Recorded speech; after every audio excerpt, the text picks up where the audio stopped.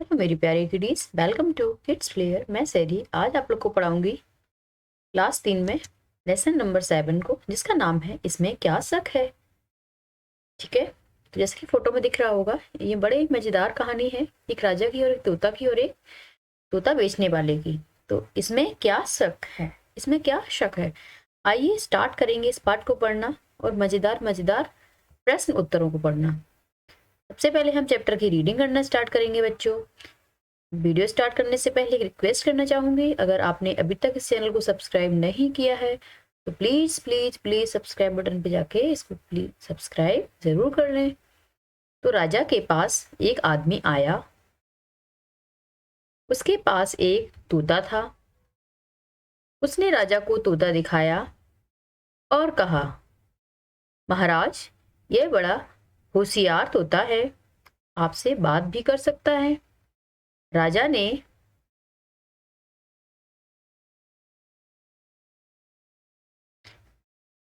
तोते को देखा और तोते से पूछा, अच्छा, तो तुम बात भी कर सकते हो। आगे पेज पढ़ेंगे। तोता बोला, इसमें क्या शक है। राजा प्रसन्न हुआ, तोते को महल में ले आया। एक दिन राजा ने तोते से पूछा, क्या मैं एक अच्छा राजा हूँ। तोता, इसमें क्या शक है। राजा, मेरी प्रजा मुझसे प्रेम करती है। तोता बोला, इसमें क्या शक है। राजा, क्या मेरा कोई शत्रु भी है। तोता, इसमें क्या शक है। राजा, तुम उसे जानते हो। तोता, इसमें क्या शक है। राजा, उसका नाम बताओगे। तोता, इसमें क्या शक है। राजा, बताओ ना। तोता, इसमें क्या शक है। राजा, बताओ भी। तो तोता, इसमें क्या शक है। राजा, क्या एक ही रट लगा रखी है। तोता, इसमें क्या शक है। राजा, बेवकूफ हो क्या।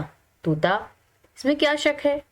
राजा, तो मैं ही एक बेवकूफ था जो तुम्हें खरीद लाया। राजा, तो इसमें क्या शक है। है ना मजेदार कहानी। आइए आगे चलेंगे, इसकी वर्ड मीनिंग पे आते हैं। तो होशियार मीन्स होता है बुद्धिमान, शक यानी संदेह, भ्रम, शत्रु यानी दुश्मन, रट लगाना, बार बार एक ही बात कहना। ठीक है, आगे पढ़ेंगे। अब इस पाठ का हम एक बार सारांश यानी सार देख लेते हैं। तो इसमें क्या शक है, पाठ का सार यानी सारांश पढ़ते हैं बच्चों। तोता बेचने वाला तोता बेच रहा था, तोता बोल सकता था। राजा ने तोते से पूछा, क्या तुम बोल सकते हो। तोता बोला, इसमें क्या शक है। राजा तोते को खरीदकर महल में ले आया। एक दिन राजा ने तोते से पूछा, क्या मैं अच्छा राजा हूँ। क्या मेरी प्रजा मुझसे प्रेम करती है। क्या मेरा कोई शत्रु भी है। क्या तुम उसे जानते हो। उसका नाम बताओ। क्या उसका नाम बताओगे। राजा ने इन सब प्रश्नों के उत्तर में तोते का एक ही जवाब था, इसमें क्या शक है। राजा ने देखा कि तोते ने एक ही रट लगा रखी थी। राजा बोला कि उसने उस तोते को खरीद कर बेवकूफी की है। तोते ने इस पर भी कहा कि इसमें क्या शक है।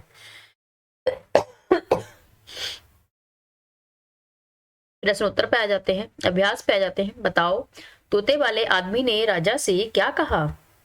तो उत्तर लिखेंगे। तोते वाले आदमी ने राजा से कहा कि महाराज, यह बड़ा होशियार तोता है, आपसे बात भी कर सकता है। प्रश्न नंबर 2 है, तोते ने राजा के हर प्रश्न का क्या उत्तर दिया। तो उत्तर लिखेंगे।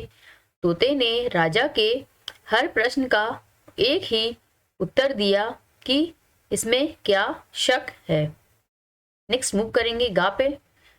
तो राजा ने तोते को बेवकूफ क्यों कहा। उत्तर लिखेंगे बच्चों। राजा ने तोते को बेवकूफ इसलिए कहा क्योंकि वह हर बार एक ही बात बोलता था। इसमें क्या शक है। नेक्स्ट आ जाएंगे। प्रश्न नंबर 2 है, राजा उधर से जा रहा था। राजा उधर से जा रहा है। राजा उधर से जाएगा। ऊपर दिए गए उदाहरण की तरह नीचे दिए गए वाक्यों को पूरा करो। यानी कि जा रहा था यानी पास्ट हो गया, जा रहा यानी प्रेजेंट हो गया, जाएगा यानी कि फ्यूचर हो गया। तो प्रेजेंट, पास्ट और फ्यूचर की बात यहाँ की जा रही है। तो मोहन अमरूद खा रहा था, मोहन अमरूद खा रहा है, मोहन अमरूद खाएगा। भरेंगे बच्चों पेंसिलों से अपनी अपनी किताबों में। मरियम गाना गा रही थी, मरियम गाना गा रही है, मरियम गाना गाएगी।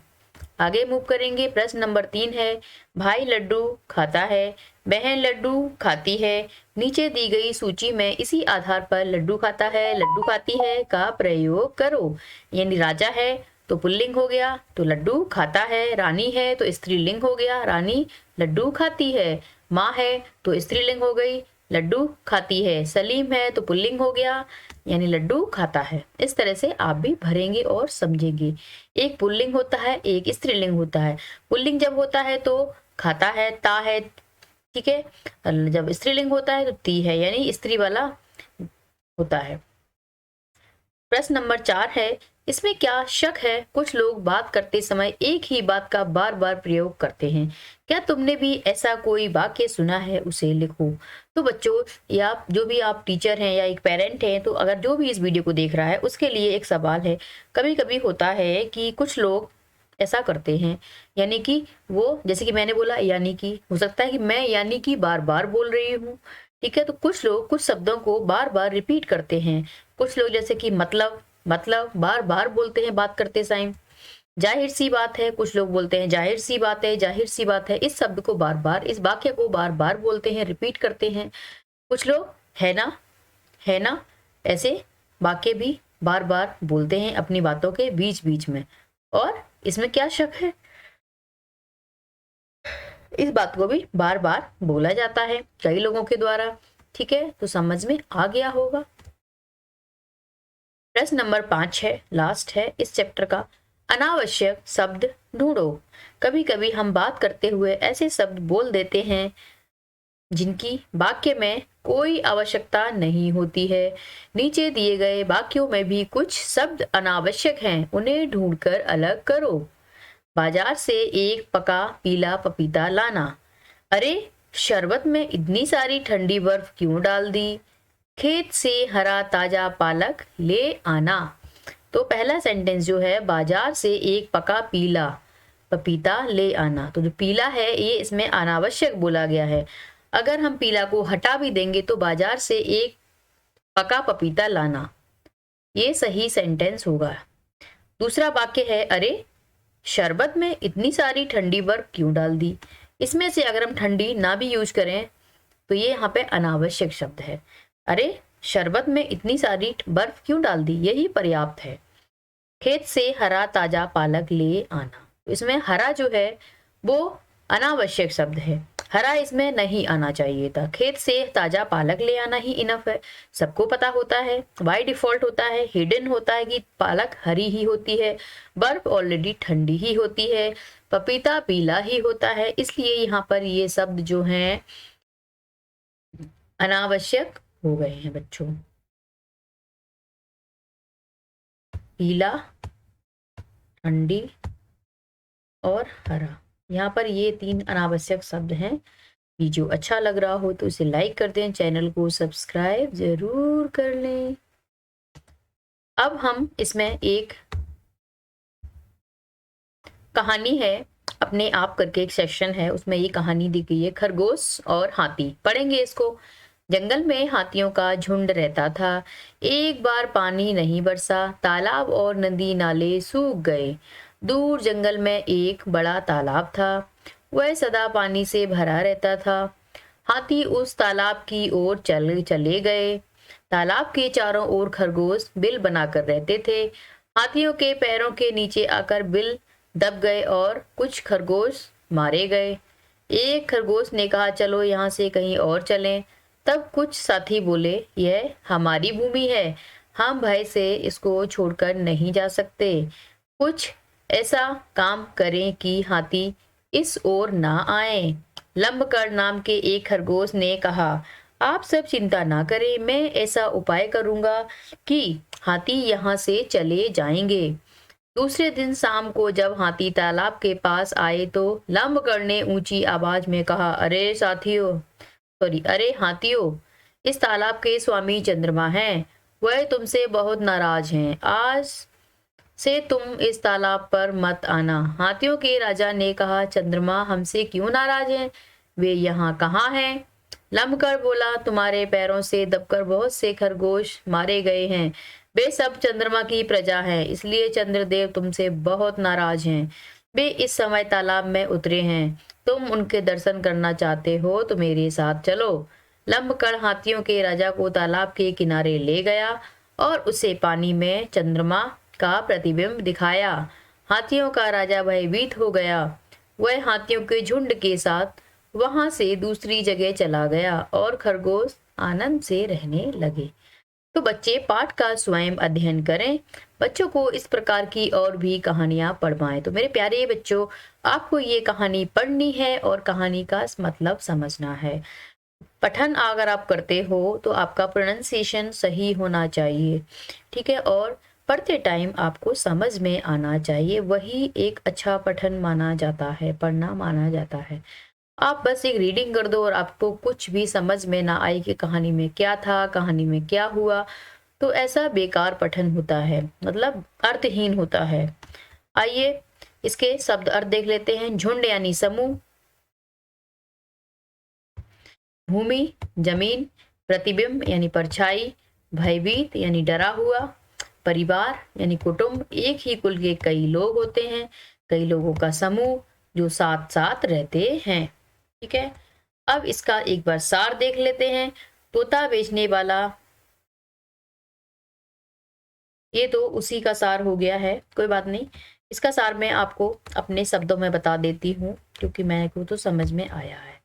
यानी एक जंगल में एक हाथियों का झुंड रहता था। वहां पर एक दिन पानी नहीं बरसा तो वहां पर सूखा पड़ गई, नदी नाले सब सूख गए। तो हाथियों के राजा ने तय किया कि हम कहीं और चलते हैं जहां पर पानी हो।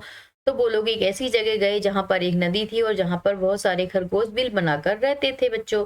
तो फिर क्या हुआ, जब हाथी चलते हैं तो हाथी तो बहुत भारी होता है और खरगोश बहुत छोटे होते हैं। उससे क्या हुआ, कई सारे हाथी के पैरों से खरगोश दब गए और मारे गए। इस पर खरगोश ने एक योजना बनाई और एक खरगोश ने, जिसका नाम लंबकड़ था, उसने छुपकर एक आवाज दी और हाथियों से कहा कि तालाब में जो स्वामी है वो चंद्रमा है, वो तुम लोगों से बहुत नाराज है।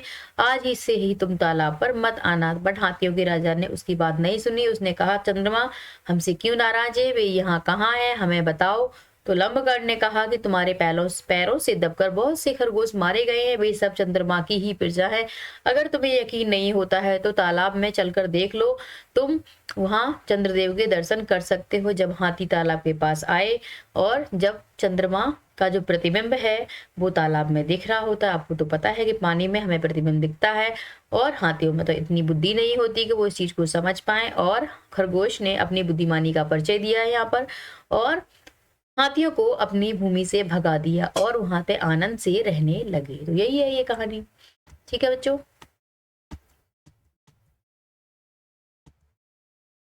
अब ये कल वाला प्रश्न है, सबसे पहले वाले चैप्टर का प्रश्न नंबर 8 था। इस प्रश्न में एक गलती हो गई है मुझसे, इसलिए मैं यहाँ पर दोबारा लाई हूँ। ये जो इसका मिलान है यही इसका सही मिलान है। फूल खिलेंगे पौधे पौधे की डाली पर, बादल फैले पूरब में, पंछी बोले बाग में पत्ते डोले, सॉरी पंछी बोले आंगन में पत्ते डोले बाग में। ठीक है, तो यही इसका सही है जो मैंने कर रखा था ऑलरेडी, बट शायद मैं कुछ कंफ्यूज हो गई, मैं कुछ ज्यादा ही सोच ली, इसलिए मुझे लगा कि मैंने गलत मिला दिया, बट ये सही था। तो इसका आंसर आप लोग सही कर लीजिएगा। ठीक है, तो वीडियो यहीं पे एंड होता है और बाय बाय, और मिलेंगे अगले वीडियो में। और यूं ही करते रहिए, आगे बढ़ते रहिए और चैनल को सब्सक्राइब करना तो बिल्कुल ना भूलिए। Bye bye.